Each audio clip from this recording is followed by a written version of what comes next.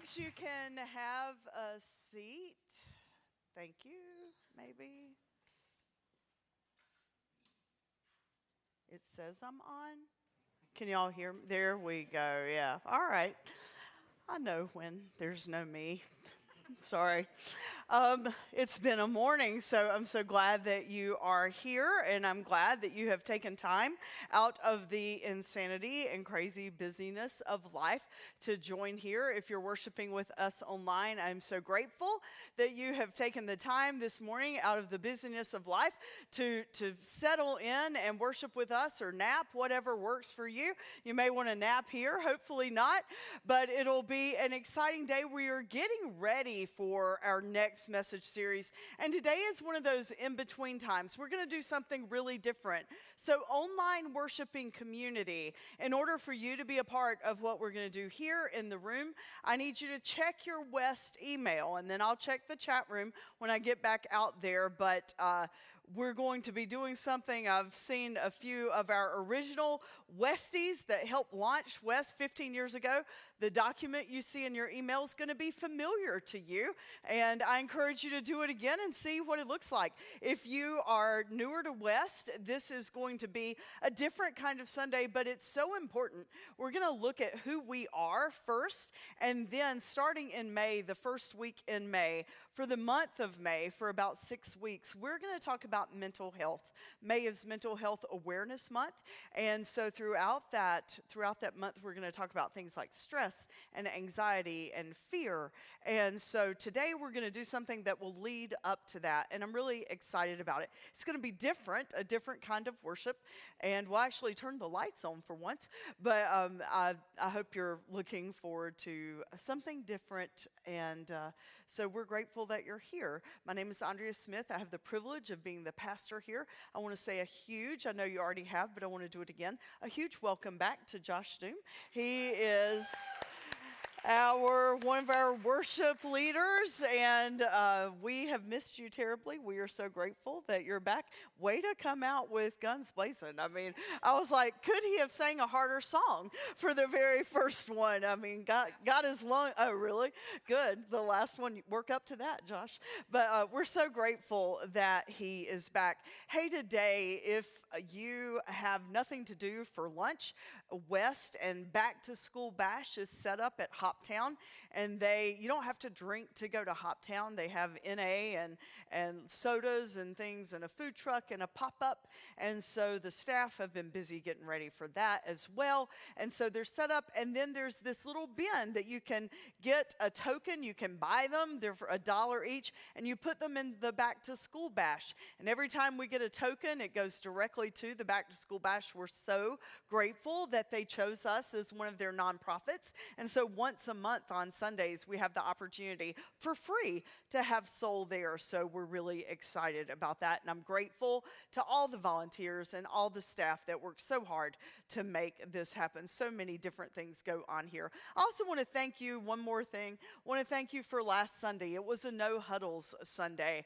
And you guys did so much work for Soul, which helps our weekly volunteers, and just so grateful for your flexibility, for your willingness to pivot. You truly are a missional church. That's what we're about. We exist to give ourselves away, and so I'm so grateful that you support that mission and that vision. I hope that you find today meaningful and relevant, and looking forward to worshiping with you. Thanks.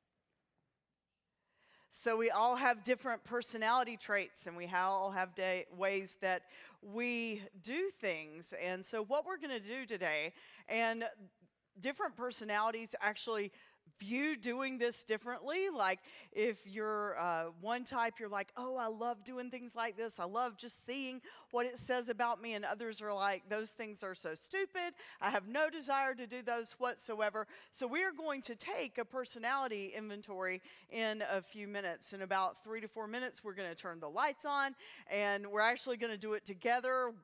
Online people, you got an email with the quiz, and we're going to walk through it. And then after that, though, I'm going going to talk about the personality traits. And here's why this is important. First of all, we're going to talk about mental health during the month of May and the few weeks after. And it's important for us to look within ourselves and own what we deal with, own what we wrestle with. I love it when we say, oh, I'm not worried about it, or, that doesn't bother me, but then we neurose over it, we ruminate over it. Things do bother us. Hopefully this tool that you're going to take today will give you some insight into who you are and how you process things. So if you've been around West for a while, you've heard me tell this story. If you're newer to West, you've not, so I'm going to tell it again. And it was 15 years ago, we had launched as a campus of Williamson's Chapel, and then the senior pastor that gave his blessing for us to launch and be a campus, he moved in the middle of the year. And the United Methodist Church pastors are up for appointment every single year. Like every single year, the cabinet and the leadership team, the governing board of the churches, they talk about with the pastor, do I feel called to serve here a year, another year? It is for a year at a time. It's just part of being United Methodist. And so 15 years ago, it happened very differently. Another church from Indiana came and sought out our pastor long after the appointment process had happened. And so Williamson's Chapel was without a pastor for about 6 months. And during that 6 months, it was like year-end evaluation time. And I do like knowing selfishly, like what I'm doing good. But I also want to know, like, what do I need to be doing better? I'd never led a church before. I'd always been an associate pastor. So preaching and teaching and leading, it was all new for me. And I really wanted feedback from our leadership team. And so we got together. They did my evaluation. And I wept all the way home. And I got home, and my spouse at the time, he shared with me, he's like, what is wrong with you? And I said, I'm so devastated, like I'm not doing a good job. And he's like, what are you talking about? He was in that meeting. He was a part of our leadership and launch team. He's like, that couldn't have been more positive. And I said, you've lost your mind. Like that was the worst evaluation I've ever had, which could be part of our disconnect as a couple. But what had happened was that leadership team, and he actually suggested that, and we're friends now. He worships with us online, and Tom and I are friends with him, so it's all good. And hey, Scott, if you're listening, but he actually recommended this tool to me. He's like, look, Andrea, I think you see the world one way, and others see the world another way, and we need to figure out, like, as a leadership team, how we all see the world. And he was employed by Mooresville Graded Schools. They used this tool with their administration year after year. This is not just like, do you feel like a polar bear or a panda or a leopard? This is not one of those quizzes. There's a book called True Colors that this comes from. It really is valid. So the next leadership team, I went in with this tool in hand, and I'm like, look, we're going to take this and we're going to figure out where we're all coming from. And one of the things that they teach you in leadership stuff is you surround yourself with people that are smarter than you are. So I've always tried to do that with leadership. And sure enough, we were all wired differently. And I'll explain that a little later after you take the quiz. So I'm telling you all that to say this is not stupid. It's not a waste of time. It's not because I didn't want to work on a sermon. It is invaluable. And I believe it will help us as a community if you know like what you are and who I am and that kind of stuff. So I love it when you send me videos. I also love it when you send me I love it when you send me Jesus stuff, but I also really love it when you send me funny stuff. And on Friday, I got this really, really funny picture that I wanted to show you in worship, and they dared me to show you in worship. And I really wanted to do it, but then I'm like, we have kids that worship, and I asked a few people, and they were like, and I'm like, okay, if multiple people are going, I really am not going to show it, but I am going to send it tomorrow in the Monday devotion.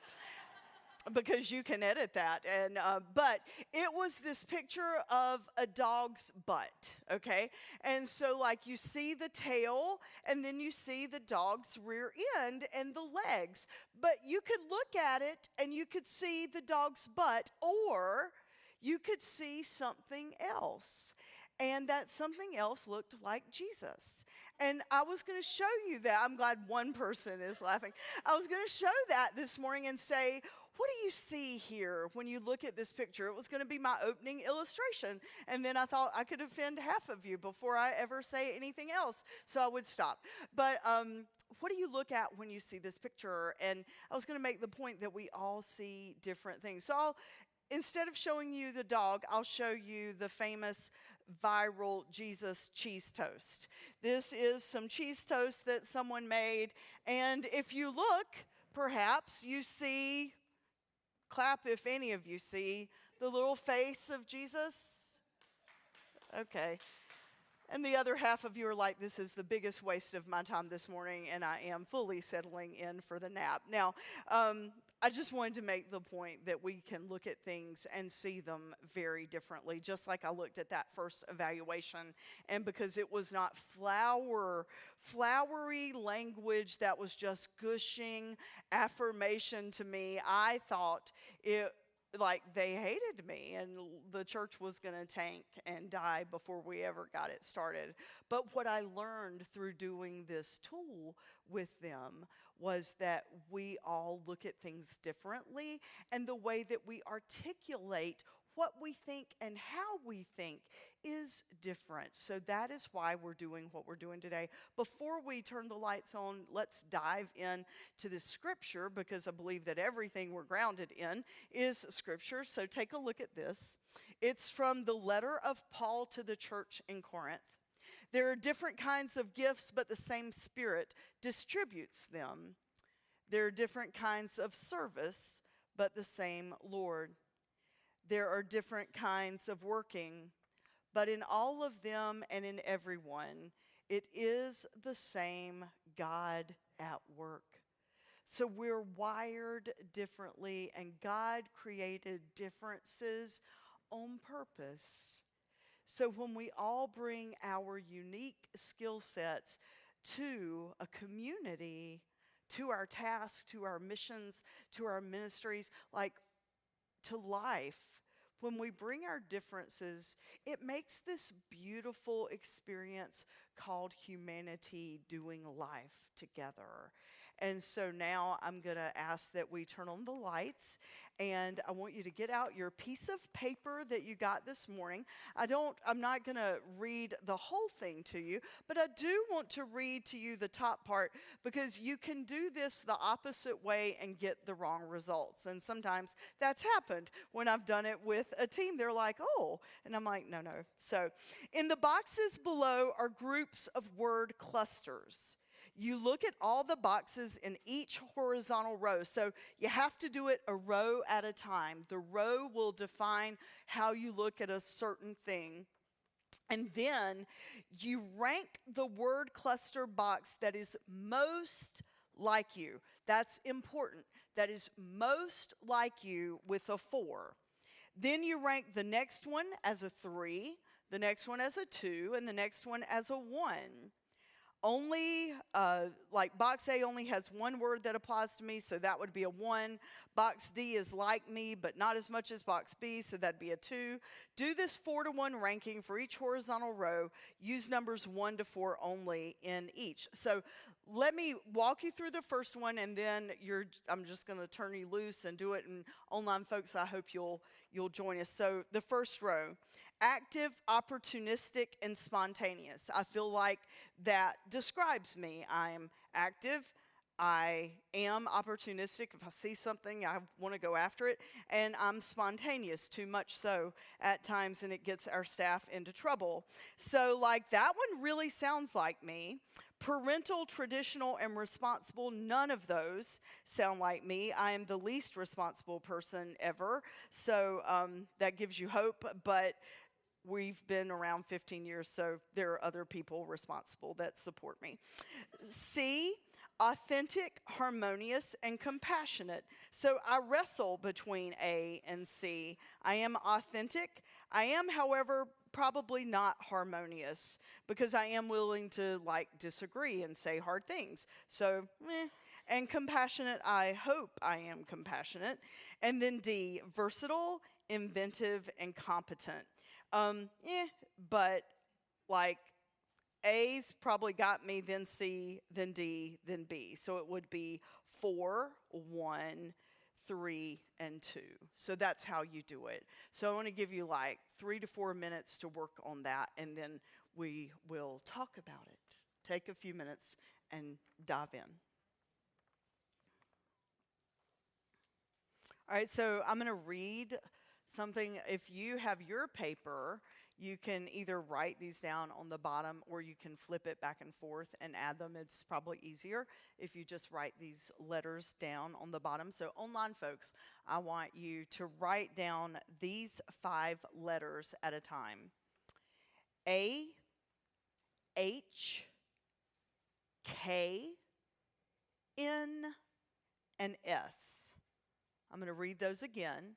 A, H, K, N, and S. That's one group that will determine your type of color. The next one, C, F, J, O, and R. C, F, J, O, and R.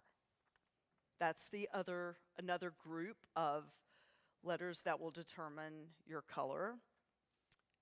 There's 2 more. The next one, B, G, I, M, and T. B, G, I, M, and T.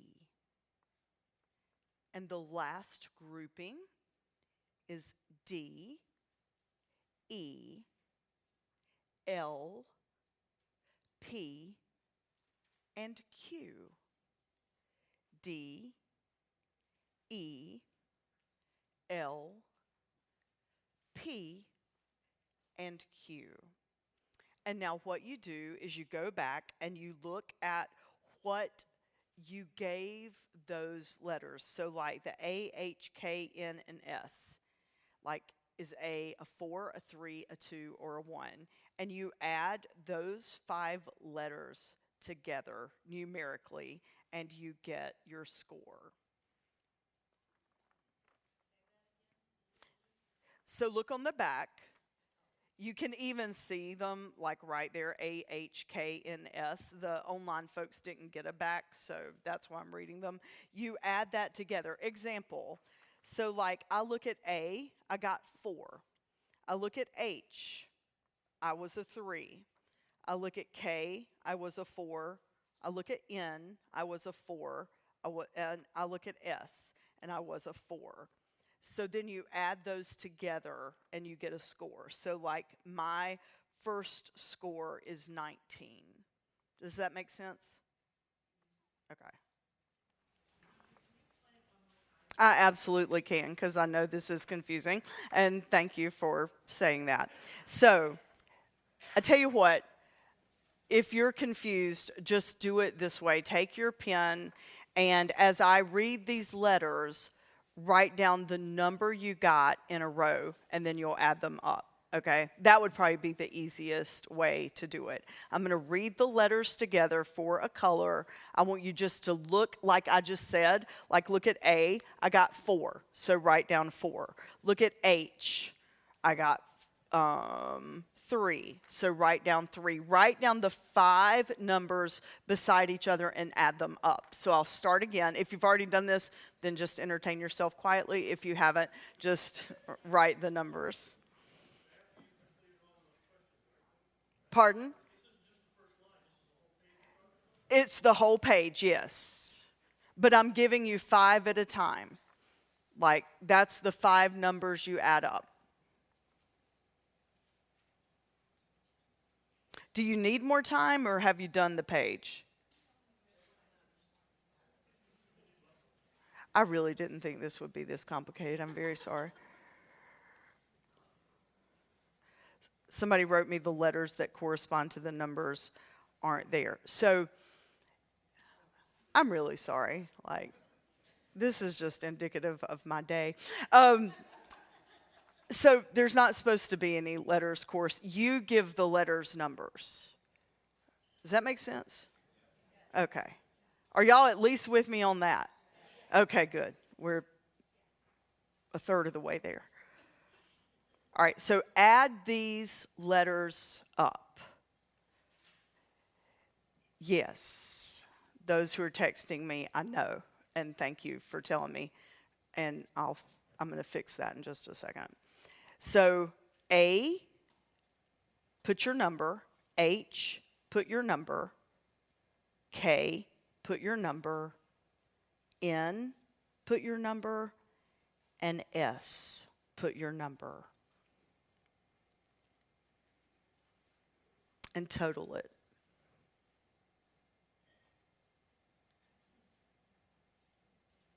The next one is B,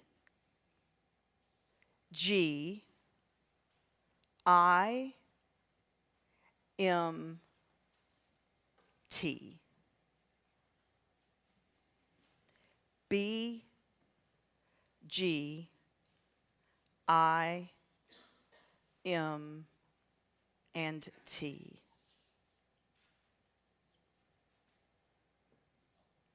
And then C, F, J, O, and R.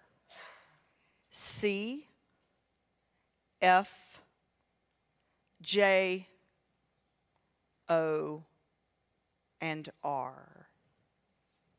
And the last one is D, E, L, P, and Q.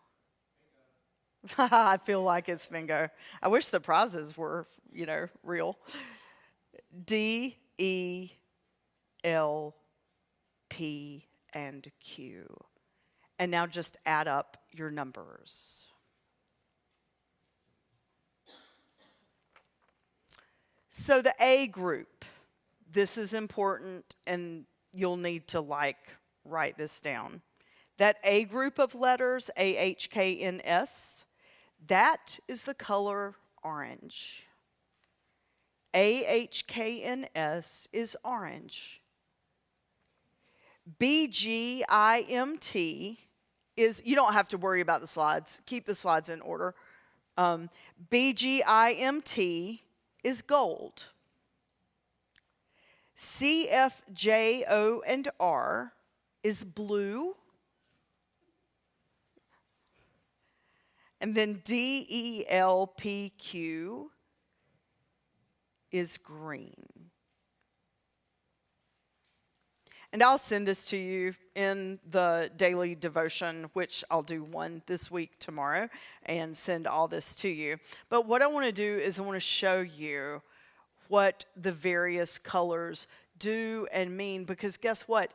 This tells you about who you are and about who others are. And once you understand that, once you understand how you're wired and what trips you up and what triggers you and what makes you feel affirmed and validated, and then when you're not getting that, that's why you feel anxious or stressed or some of those things that we're going to talk about, it really comes together. So let's start now with the slides, and let's look at gold. How many of you got a high score of gold? Really? Clap if you got gold, for real. All right, clap if you were blue. This is our problem on our leadership teams. Clap if you got green.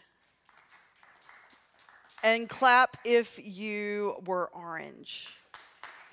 Wow. Okay, that's why you tolerate me, because orange is fun and lighthearted, and so that's why you've not gotten up and left yet this morning, because you're like, okay, this is different. It's not going well, but it needs to. All right, so let's go look through this quickly. So here are the attributes of gold, and I'm going to read through them because I know that if you're sitting far back, you can't see on the screen. But if you're gold, this is sort of how you're wired. You like to be prepared. You love to plan. You're detail-oriented, service-oriented. You value family traditions. You're helpful and trustworthy, conservative and stable. You value things and you look at things like we should or we should not. You rarely break the speed limit. I'm not sure how much that's true. You strive for a sense of security. You're punctual, predictable, and precise. You value order and the status quo. You value duty, loyalty. You are useful and responsible. You think there is a right way to do everything. You tend to be left-brained and analytical. You have a strong belief in policies, procedures, and rules, and you're most comfortable with a very formal environment. Let's go to the next screen. Would you agree with those if you are gold? No, I don't think you do. All right, go to the next screen. So reframing gold. Here's where it really gets good and fun and interesting and true, whether we like to admit it or not. And remember, this is like from the folks that developed Myers-Briggs. This is tried and true. Corporations all over use this tool. Others may perceive gold people as rigid and inflexible, controlling or bossy, too serious, resistant to change, opinionated, system-bound, lacking imagination, judgmental, boring, uptight, predictable, and autocratic. Every color has their stuff, so just hold on for a minute. Gold people, though, see themselves perhaps as consistent, providing structure for the world, goal-oriented, firm or traditional, knowing right from wrong, loyal to organization, realistic, decisive, seeking closure, dependable, concerned about security, following a routine, and having leadership ability. Let's go to the next slide. The world versus gold. This is what creates stress for gold people, which is why they struggle sometimes with my leadership. Things are incomplete, ambiguous. There are ambiguous tasks and incomplete answers, disorganization, too many things going on at one time, waste, nonconformity, changing details, haphazard attitude, and lack of structure and direction. Those are things that if you are a gold person, those are things that bring you stress.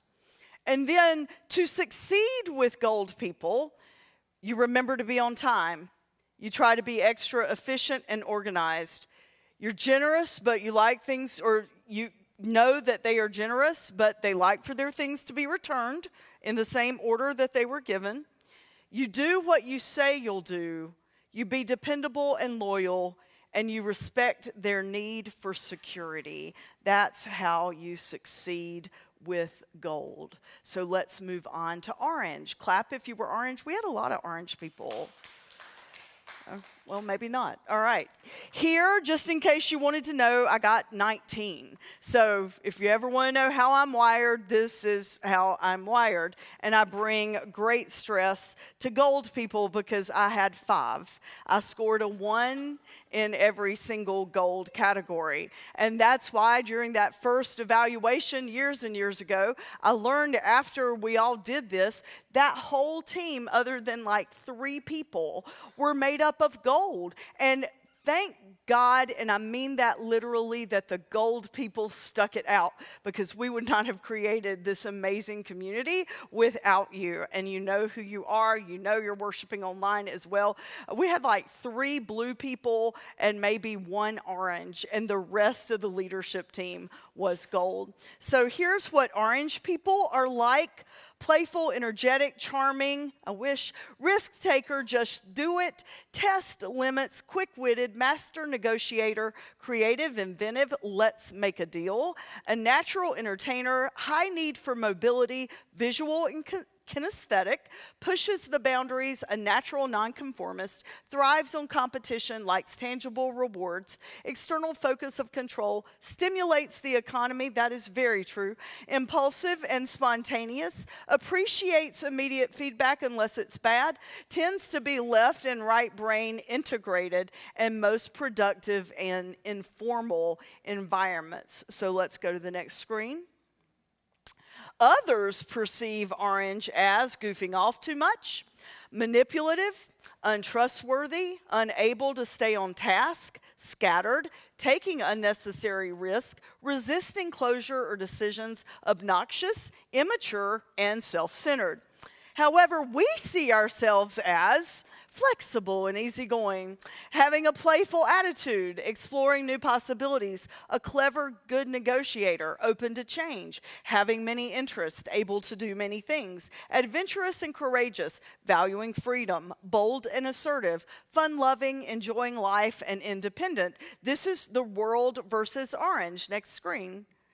This is what creates stress for orange people. Too much responsibility, redundancy, deadlines, rules and regulations, being stuck at a desk, how-to directions, too much attention to the product and not enough attention to the performance or results, and abstract concepts. This is how you succeed with orange. You be active and you don't slow them down. You be spontaneous and fun. You compete in fun whenever appropriate. You be adventuresome and optimistic and be energetic and ready to go. Next screen. So here, blue people value relationships and authenticity. Clap if you're blue. So blue people are mediators, optimistic, caretakers, passionate, peacemakers, true romantics, cause-centered, cause-oriented, need to feel special, always has a kind word, enjoys symbols of romance, strong sense of spirituality, sensitive to the needs of others, peace, harmony, and relationships, motivate and encourage others, and cooperative rather than competitive. Next screen.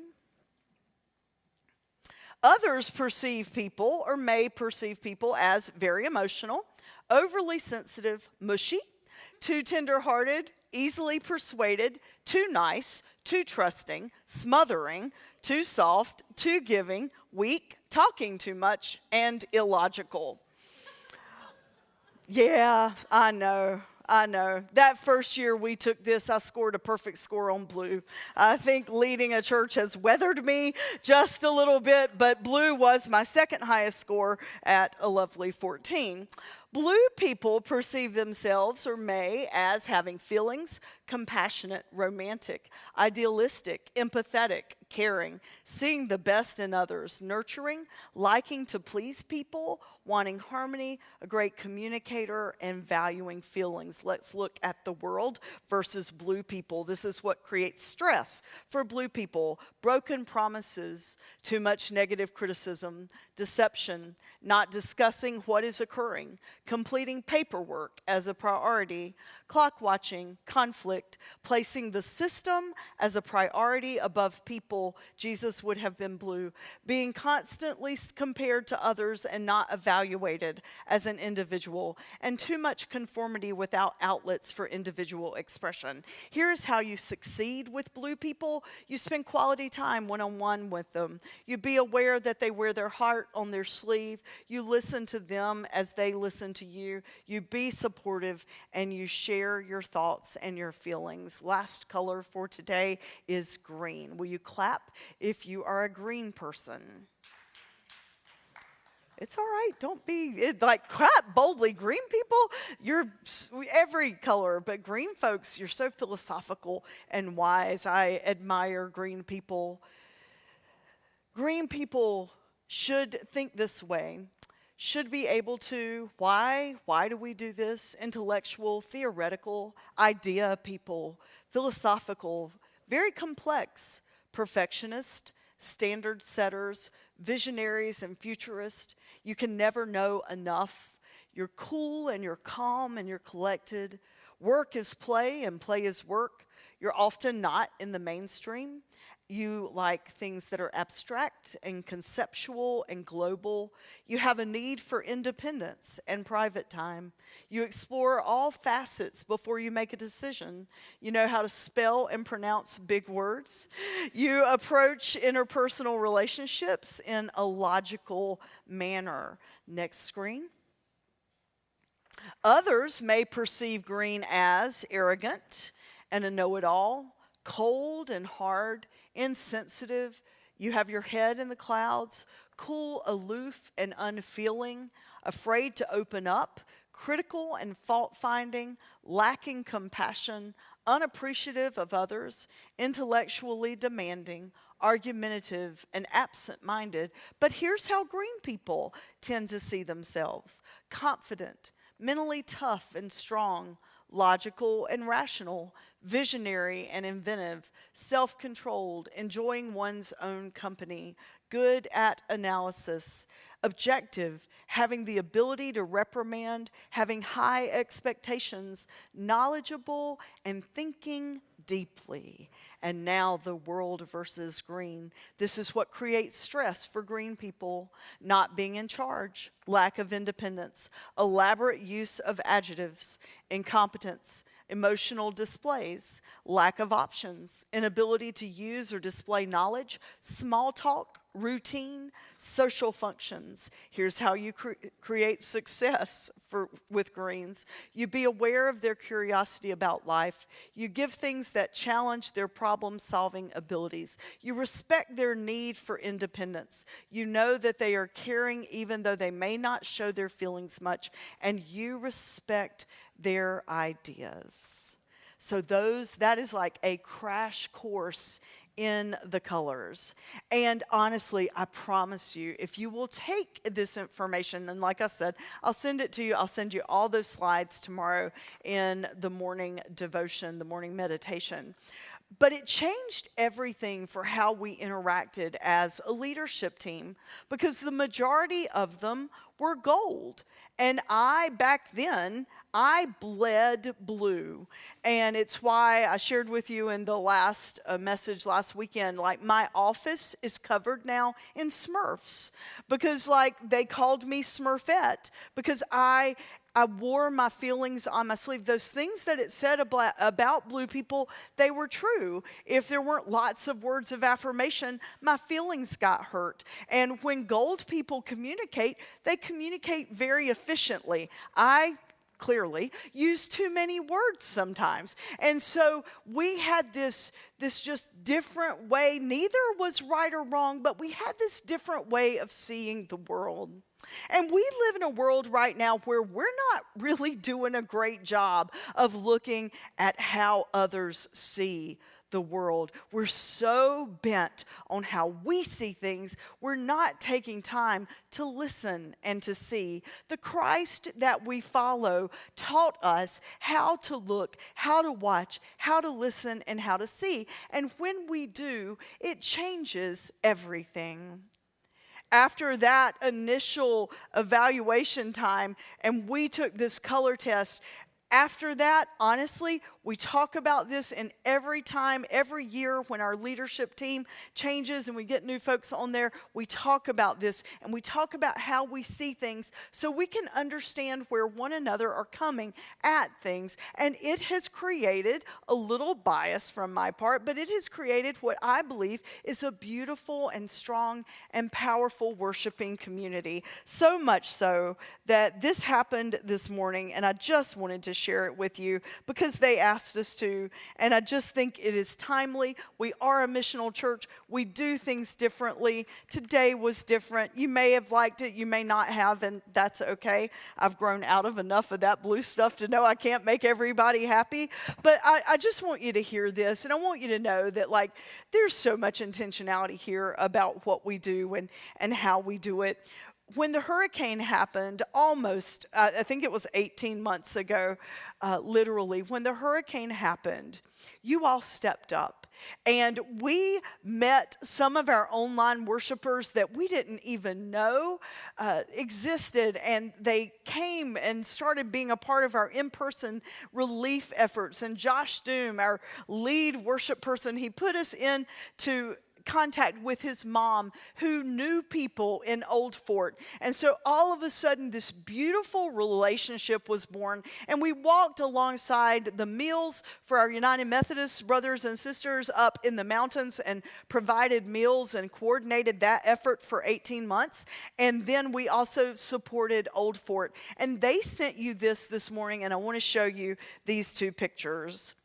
Ladies, I hope you're doing well. I wanted to share another milestone in our town. And if you don't know what happened to Old Fort, the whole town was underwater. And Old Fort Elementary had just been built, and they'd only been in it for a few years. Brand new school, completely. Like the water was up, halfway up the walls throughout the whole school. They had to gut it and start over. I wanted to share another milestone in our town, the first freight train that officially came through yesterday after over 18 months. Another piece of our town has been restored. All of you and all of this train depot, one of the things that stood unharmed will forever be etched in our memory as what got our kids, you all, are what got our kids and us through that time and still do to this day. Please share this great news with those who supported your efforts this morning. We love you all. This is the kind of stuff, this is the kind of stuff that matters. And the other coolest thing, like, I thought he was our governor. It shows you how not involved in politics I am. I thought Roy Cooper was our governor. Apparently he isn't. And I apologize for not being up on politics, but I'm probably not going to be. Apparently Roy Cooper is running for Senate, so I missed that memo. But his right hand keeps buying candles from Soul Creations. And we got an order this week. I'm like, Dawn, we haven't sold any candles this month. I'm worried about it, blah, blah, blah. And then out of the blue, we get this order for 50 candles from the hopeful senator's office. They give them out at their fundraiser dinners, and they talk about Soul Creations, and they talk about West, and they talk about what we did for hurricane response. Because every time we get a Soul Creation hurricane relief candle, we send Old Fort several dollars per candle to their PTA to help them. So I just think it's crazy, ironic, or a God thing that all this came together. We get this text this morning. We're looking at who we are and how we're wired. So as I pray and our team comes up to close us in worship, and I want you to stay seated as they sing this closing song. And I know it's 11:06 or something, and you're just going to be okay for like 7 or 8 more minutes. I want you to think about who you are and how you're wired. And I want you to think about, what are you going to do with that? Because we're called to boldly follow Jesus, and you do it. And let's keep doing it. Let us pray. Gracious God, it is a privilege to gather together in community. It's a privilege to look at how we are wired and what gets under our skin and what makes us feel good and warm and cozy. God, thank you for wiring us all differently so that we can bring each of our gifts, like Paul said to the church in Corinth, bring all our gifts to the table so that we can be your hands and your feet in this resurrection season. We may be the only Jesus some people ever see. We know that, and we take that so seriously. Thank you for being such an amazing God, and we offer ourselves to you in Christ's holy name. Amen. For 30 years, Andrea has faithfully poured her heart into ministry, leading, teaching, encouraging, and loving countless people along the way. It's hard to put that kind of impact into words because it goes far beyond what we can see. Through sermons, conversations, prayers, and everyday moments, Andrea has truly changed the lives in ways that will last forever. Andrea, this one is for you. Congratulations to 30 incredible years in ministry. See, this is a brand new faith community We're about 6 weeks old, actually. This is more than just being about me or being about Williamson's West. This is being about a people of God. You are just an amazing person. You're so kind. You're so honest. You're so humble. You're a spirit-led, futuristic badass. Passionate, motivating, authentic. You're an inspiring leader, pastor, and friend. Andrea is fierce and selfless and fun. Grounded, steadfast, and authentic. Strong, smart, and funny. Strong, smart, and bold. Andrea to me is spirit-led, fierce, and a great friend. Innovative, resilient, very strong, both mentally and physically. She can lift some boxes. Humility, love, faith. Fierce, intentional, badass.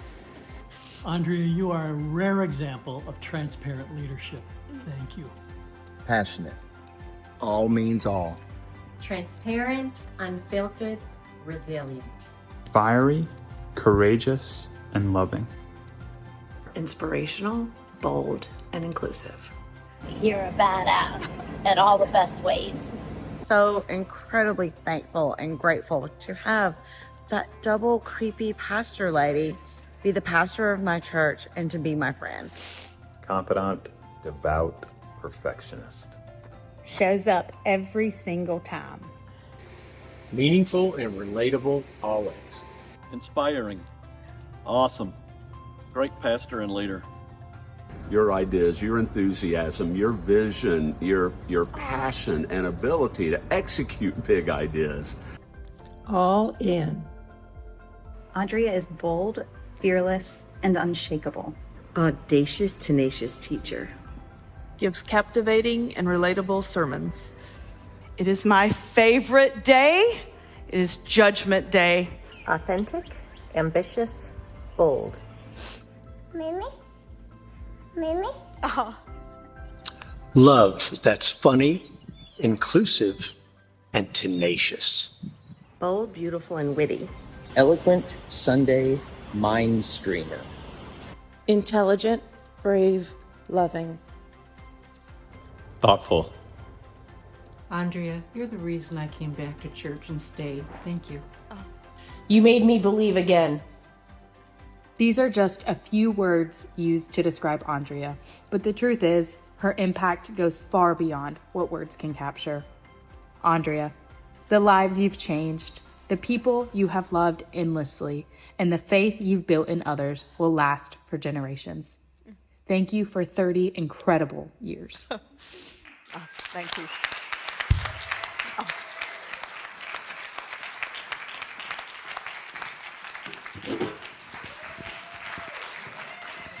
Stop, please.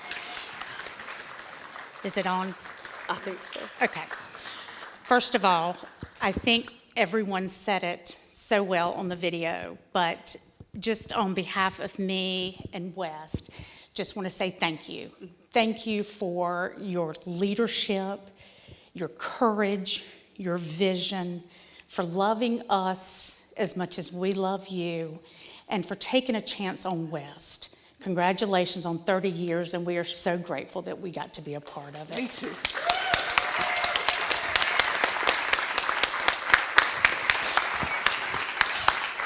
Well, thank you. All right, I'm not going to talk anymore. I'm just so grateful, and I'd had the crappiest morning.